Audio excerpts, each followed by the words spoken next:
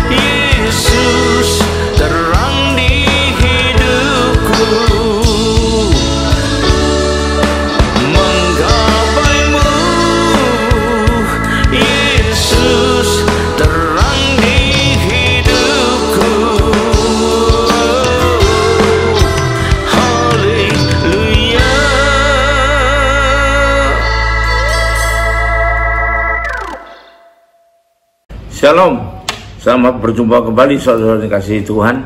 Mari kita persiapkan diri kita untuk segera masuk dan terima firman Tuhan. Sebelumnya marilah kita berdoa. Terima kasih Tuhan, kami umat-Mu siap menyambut firman-Mu. Urapilah kami semua dan urapi hamba-Mu yang akan menyampaikan firman ini, agar firman ini tidak kembali dengan sia-sia. Ya boleh tumbuh dalam hidup kami dan menghasilkan buah yang baik dan berlipat ganda sampai 30 kali, 60 kali, bahkan 100 kali ganda. Dan berikanlah pada kami semua ya Tuhan urapan khusus daripada-Mu, yaitu urapan khusus roh hikmat dan wahyu, agar terbukalah pikiran kami, dan dengan itu kami boleh menangkap dan mengerti maksud dan isi firman-Mu ini dengan baik dan benar. Terima kasih Tuhan, kami umat-Mu siap menyambut firman-Mu ini hanya dalam satu nama yang berkuasa, yaitu nama-Mu Tuhan Yesus Kristus. Haleluya, amin. Nah sekali lagi shalom saudara kasih Tuhan. Mari kita persiapkan diri kita untuk segera masuk dalam firman Tuhan. Tema dari firman Tuhan pada saat ini saya pilihkan yang bertemakan ya, mengukur kehidupan kita. Kenapa kehidupan kita perlu diukur ya? Karena kita perlu tahu kita ini sudah ada di mana, kita ini sudah sampai seberapa dalam upaya kita untuk mencapai apa yang Tuhan inginkan dari kita, agar Dia berkenan pada kita dan kita bisa dengan enak bisa masuk ke surga karena perkenanannya ya. Nah, sebagai orang percaya atau sebagai anak Tuhan yang masih hidup di dunia ya, yang banyak persoalan ini, yang banyak godaan ini, yang banyak cobaannya, maka kita juga perlu loh untuk terus mengukur kehidupan kita ini. Apakah kira-kira sudah sampai di mana gitu ya. Jadi kita perlu mengukur hidup kita ini masing-masing, agar bisa tahu juga kita ini sudah makin hari akan semakin baik atau makin hari semakin mundur. Nah, atau di situ-situ saja berjalan di tempat. Perlu diukur untuk itu. Tetapi kita perlu tahu, untuk mengukur sesuatu kita perlu tahu alat ukurnya itu bagaimana. Jangan sampai mau kita mengukur panasnya tubuh orang yang sedang sakit, makanya pakai termos ya, tidak bisa itu. Mau mengukur tingginya plafon, kita ukurnya pakai penggaris sentimeter, nggak bisa. Harus alat ukur yang tepat ya. Karena itu kita perlu belajar hal ini. Apa saja alat ukur itu ya? Pertama, perlu kita sadari, perlu kita pahami, perlu kita mengerti dengan baik bahwa ukuran hidup kita itu bukanlah melalui perasaan kita maksudnya, tetapi adalah dengan kehendak Allah. Dan jangan mengukur kehidupan kita dengan perasaan kita. Makin puas kita, makin senang kita, baru kita makin maju kata kita. Tapi bukan demikian, tapi ukurlah dengan kehendak Allah. Mari kita baca pertama Markus 3 ayat 35. Barang siapa melakukan kehendak Allah, dialah saudaraku laki-laki, dan dialah saudaraku perempuan, dan dialah ibu. Bagaimana kita mengukur kehidupan kita agar diakui Tuhan sebagai saudaranya?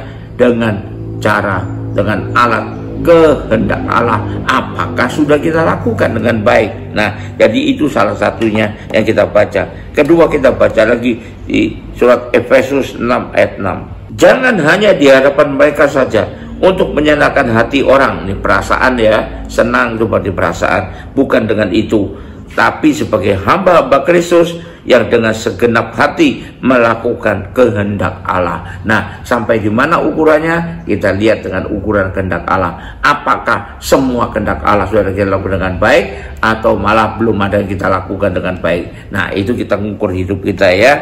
Berikutnya Roma 12 ayat 2. Janganlah kamu menjadi serupa dengan dunia ini, tapi berubahlah oleh pembaruan budimu, sehingga kamu dapat membedakan yang mana kehendak Allah. Kalau tidak bisa membedakan, tidak bisa juga mengukurnya kita. Bagaimana menggunakannya?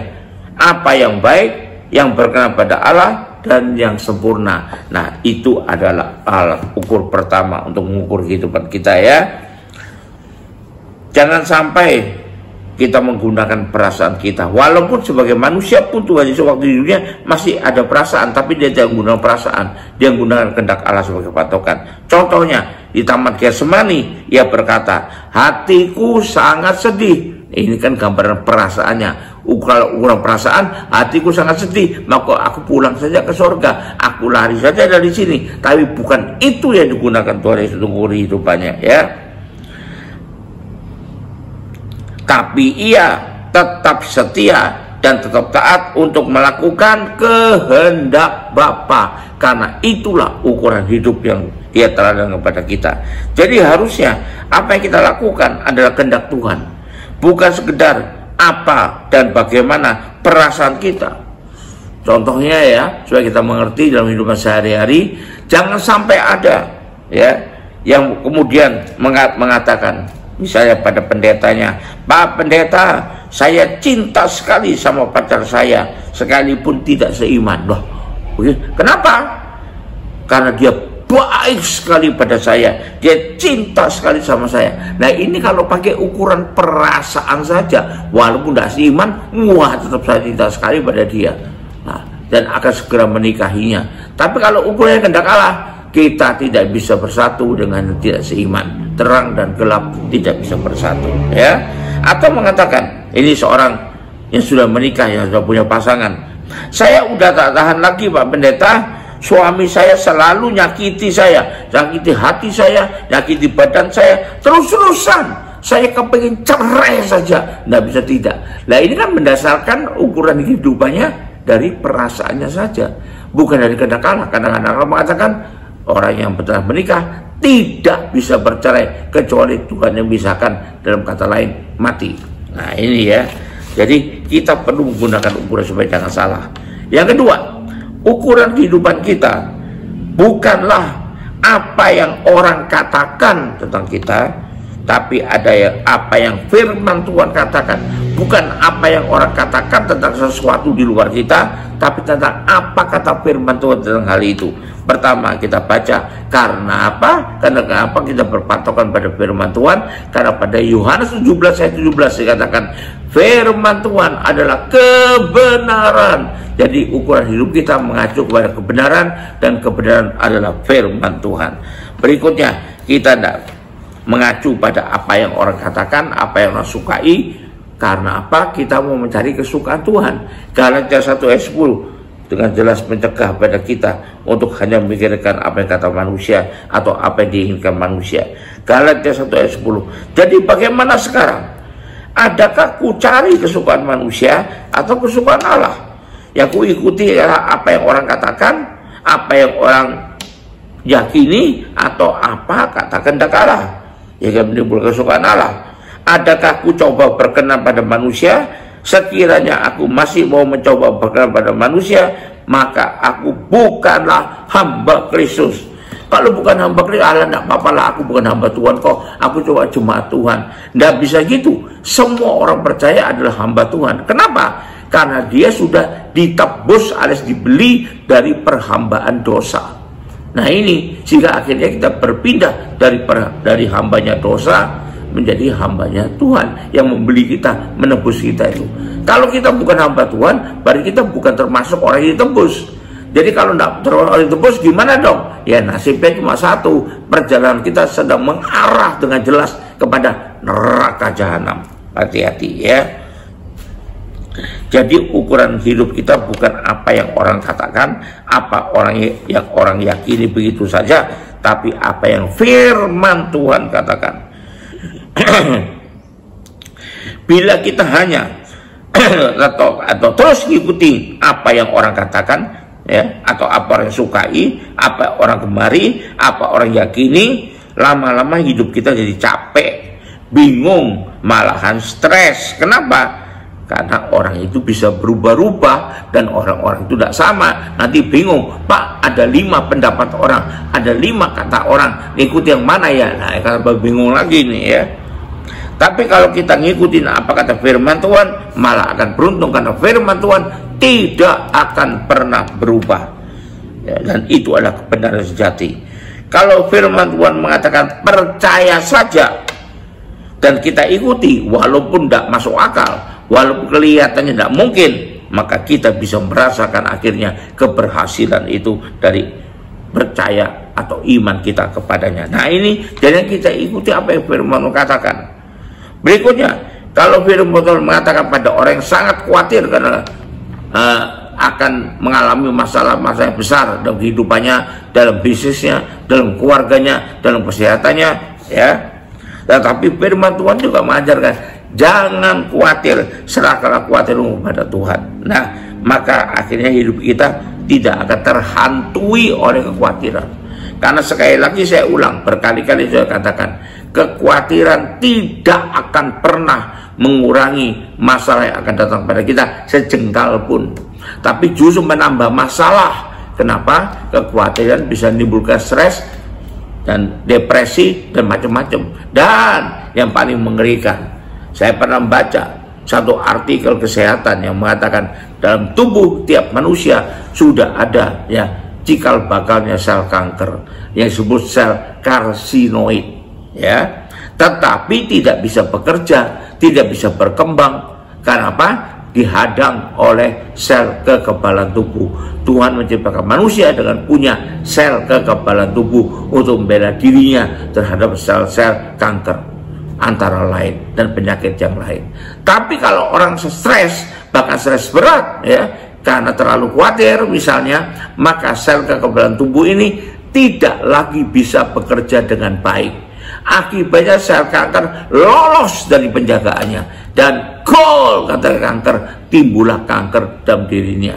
Makanya banyak sekali orang yang dulunya berkuasa sekali tapi lalim, begitu dikudeta, dijatuhkan orangnya, dikejar-kejar, mau ditangkap, mau dihukum mati, sembunyi-sembunyi di mana-mana mengandalkan uangnya, dan dia ketakutan terus, maka hidupnya dihantui stres, maka tidak lama kemudian matilah dia, meninggallah dia. Kenapa? Kata dokter, karena penyakit kanker. Lah kok tiba-tiba jadi kanker gini? Kenapa ya? Nah ini salah satu sebabnya. Jadi kalau firman Tuhan mengatakan jangan khawatir, itu adalah yang paling benar. Tapi mungkin orang mengatakan, tapi kalau ini mesti khawatir kita, karena kita kan tidak mampu mengatasinya, karena kita tidak mampu menghadapinya. Ingat, Tuhan tidak ada barang mustahil bagi dia. Kalau dia turun tangan kita, maka sekarang kekhawatiran kita akan hilang, lenyap. Jadi ikutilah apa kata firman Tuhan. Berikutnya, kalau firman Tuhan mengatakan bersama Yesus kita akan cakap melakukan segala perkara, itu akan terjadi bila kita mempercayainya dan tetap mendekatkan diri kepada Tuhan agar tetap bersama dengan Tuhan, bersama Yesus. Tapi dunia mengatakan ini tidak mungkin bisa kita lakukan, ya. Nanti saya kasih contohnya, sesuatu yang tidak mungkin kata dunia, apapun gelarnya, apapun keahliannya, tapi ternyata tidak mustahil bagi Tuhan, ya. Nah, kalau kita mengikuti suara yang kita dengar baik audible maupun di pikiran kita, ya seperti suara yang kita dengar, maka ada 4, saudara. Harus bedakan dengan baik. Ini yang mana gitu? Yang pertama, kalau ada suara ini yang positif, pada umumnya itu adalah suara Tuhan yang kita dengar dalam bentuk tuntunannya, ya. Yang kedua yang kita dengar mungkin suara hati kita sendiri, keinginan kita, selera kita sendiri, kita anggap itu suara Tuhan, maka kita lakukan walau itu bertentangan dengan kehendak Tuhan. Cukup banyak buktinya, tapi kali ini saya tidak sempat menjelaskannya dan tidak menjelaskan secara umum karena takut menyinggung nanti, ya. Yang berikutnya ada suara orang banyak, suara umum. Nah ini pendapat orang banyak itu, ya. Yang berikutnya keempat, suara si jahat justru, atau bisikan setan, atau godaan setan, atau cobaan setan. Jadi hati-hati. Makanya firman Tuhan mengatakan di 1 Tesalonika 5 ayat 21, ujilah segala sesuatu supaya tahu kita ini masuk golongan A, suara Tuhan, atau golongan B, suara hati kita sendiri, atau golongan C, hanya suara orang banyak, atau golongan D, suara si jahat. Dan kita bedakan, ya, lalu kita ikuti hanya yang suara Tuhan. Jadi ukuran hidup kita bukanlah apa yang dikatakan orang atau suara orang banyak, tapi apa yang firman Tuhan katakan, itu adalah suara Tuhan. Yang berikutnya, yang ketiga, ukuran hidup kita bukanlah sekedar pakai logika, akal, kepandaian manusia, ya, otak manusia, tetapi hikmat surgawi, berarti hikmat yang datang dari Tuhan. Jangan anti hikmat loh ya, jangan salah. Saya tidak anti hikmat, saya adalah penggemar hikmat, tapi yang dari Tuhan, ya. Kita baca pertama dulu Amsal 2 ayat 6. Amsal 2 ayat 6. Karena firman Tuhan mengatakan bahwa hikmat itu adalah yang datangnya dari Tuhan, tapi ini hikmat surgawi. Amsal 2 ayat 6. Tuhanlah yang memberikan hikmat, tapi hikmat surgawi, ya, bukan hikmat duniawi, bukan hikmat manusia belaka. Dari mulutnya, mulut Tuhan, datang pengetahuan dan kepandaian. Buktinya apa? Buktinya Salomo, hikmatnya semua dari Tuhan, akhirnya jadi orang paling pandai, paling berhikmat di dunia, ya. Berikutnya kita baca lagi dari Amsal 9 ayat 10. Permulaan hikmat adalah takut akan Tuhan, dan mengenal Yang Maha Kudus adalah pengertian. Jadi kalau tidak punya takut akan Tuhan, tidak bakal punya atau mendapatkan hikmat surgawi, ya. Kalau tidak mengenal Yang Maha Kudus dengan cara belajar firman Tuhan, dekat dengannya untuk mengenal Dia lebih baik lagi, maka pengertian itu juga tidak akan datang. Yang datang cuma pengertian duniawi, ya. Saya mau katakan demikian. Jadi ada cukup banyak ayat yang lain, tapi biarlah itu kita pakai. Sepandai-pandainya orang, setinggi-tingginya logika yang manusiawinya, tapi kalau kita mengandalkan itu saja, maka dia akan kata firman Tuhan loh ya, terkutuklah engkau.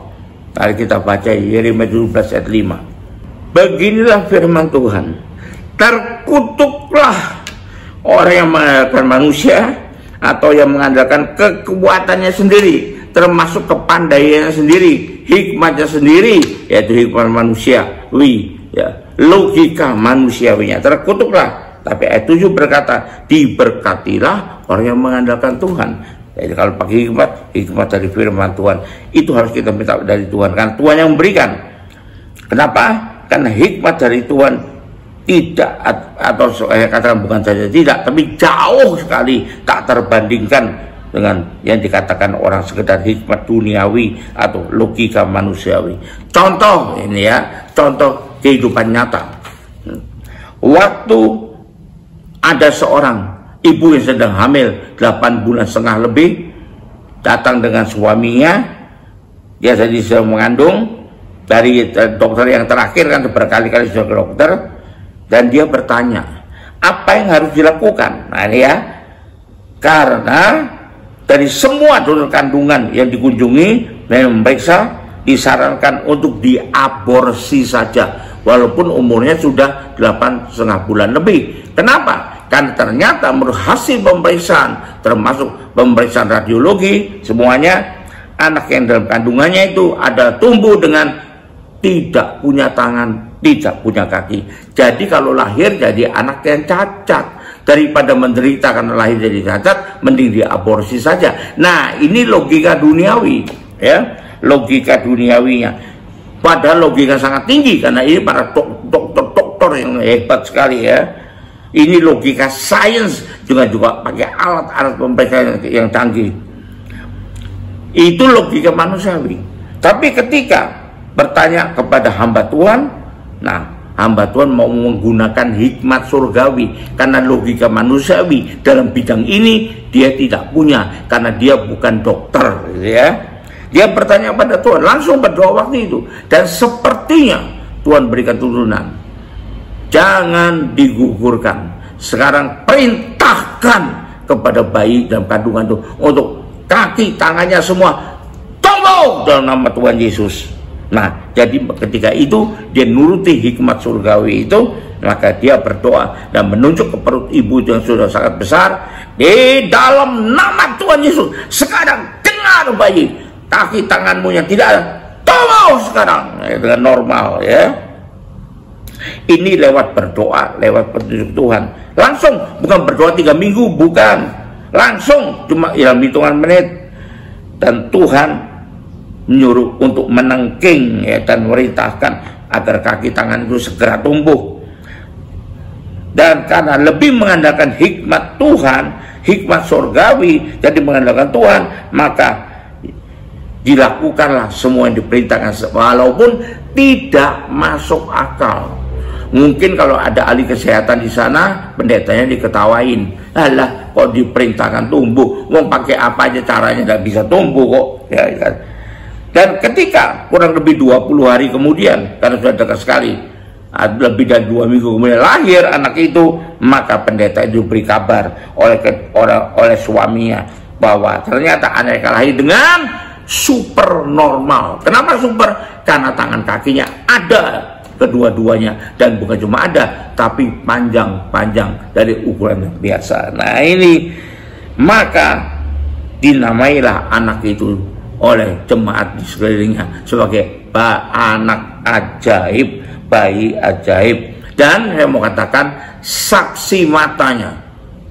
Jadi orang yang mengetahui perkara ini bukan tidak ada, tapi banyak sekali. Hampir tiap minggu kalau datang ke gereja, loh bayi ajaib, anak ajaib datang, kata orang itu. Walaupun sekarang sudah berpindah tempat ke tempat yang cukup jauh, ya.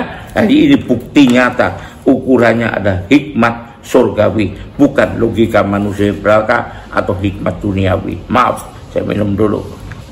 Yang keempat, ukuran hidup kita bukanlah apa yang bisa diterima oleh orang-orang, apa yang bisa diterima oleh masyarakat, apa yang bisa diterima oleh umum begitu saja, tapi lebih kepada aturan dan nilai-nilai dari kerajaan Allah. Nah ini, jadi kita tidak bisa hanya mengandalkan saya sudah mengikuti maunya orang enggak, saya sudah diterima orang banyak enggak.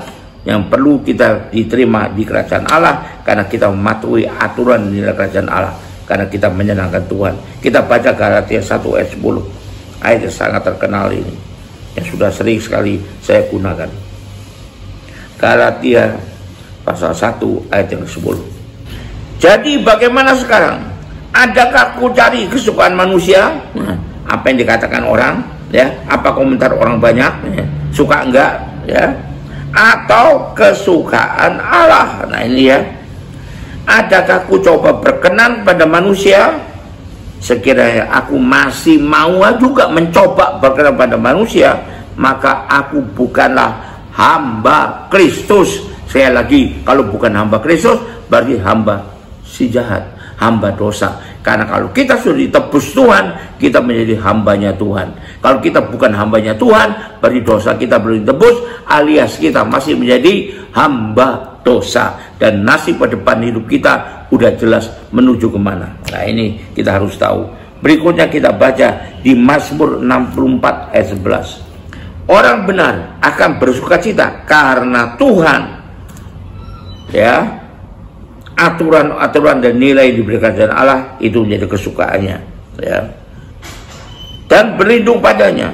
Dan semua orang yang jujur akan bermegah. Itu akibat yang baik yang bisa kita terima, ya. Berikutnya terakhir untuk poin ini kita baca Yohanes 3 ayat 19.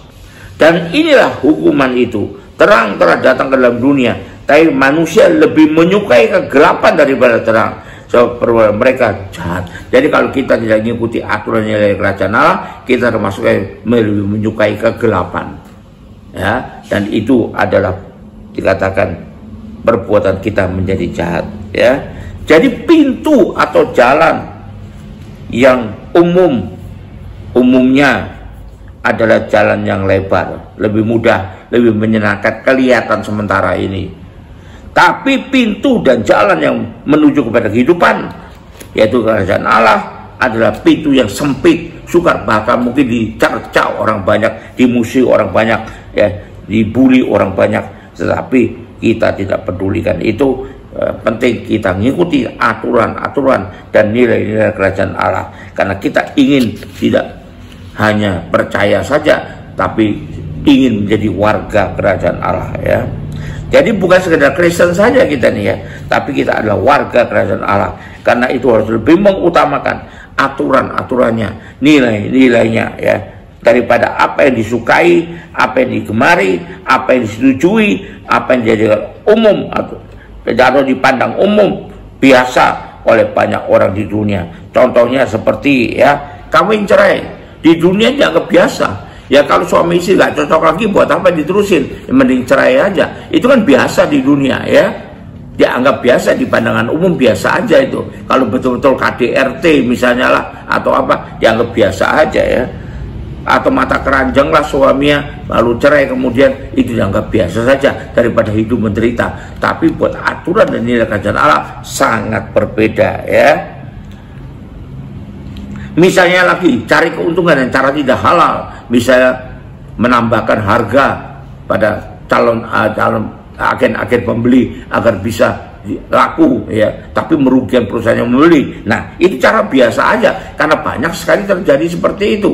Harganya 1000 sekilo, tulis saja 1200. Nah bukan saya nulis kok, orang yang nulis.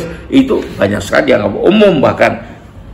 Atau bahkan aborsi seperti tadi itu contohnya tadi. Itu kalau memang merugikan buat anak itu, maka aborsi diperbolehkan.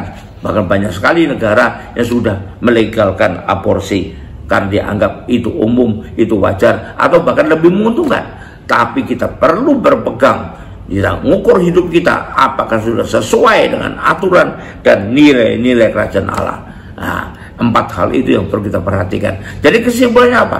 Kita memang masih hidup di dunia, tapi kita adalah warga kerajaan Allah. Karena itu kita lebih mengutamakan hal-hal yang surgawi, di mana Tuhan ada, duduk sebelah Allah Bapa, atau hal yang rohani, daripada hal yang dikatakan orang duniawi. Walaupun yang duniawi ini orang kebanyakan mengatakan itu kan manusiawi karena biasa buat manusia. Tapi kita tidak ingin biasa menurut manusia, tapi ingin biasa menurut ajaran firman Tuhan. Haleluya, puji Tuhan. Mari kita masuk dalam doa penutup ya, untuk kita akhiri ibadah ini dengan terima berkat dari Tuhan. Kembalilah ke aktivitas masing-masing dengan berkat yang terbaik dari Allah Bapa di sorga, dengan kasih karunia dan damai sejahtera dari Tuhan kita Yesus Kristus, juga dengan persekutuan, pertolongan, penghiburan, kekuatan, dan terutama urapan yang penuh dengan Roh Kudus, buat kita bisa sadar betul tentang ukuran kehidupan kita, apa yang harus kita pilih, apa yang harus kita pakai, dan bukan hanya mengikuti apa kata orang. Dan biarlah itu menyertai kita mulai saat ini sampai sepanjang tahun ini, sampai Maranatha, Tuhan Yesus datang kembali. Haleluya, puji Tuhan.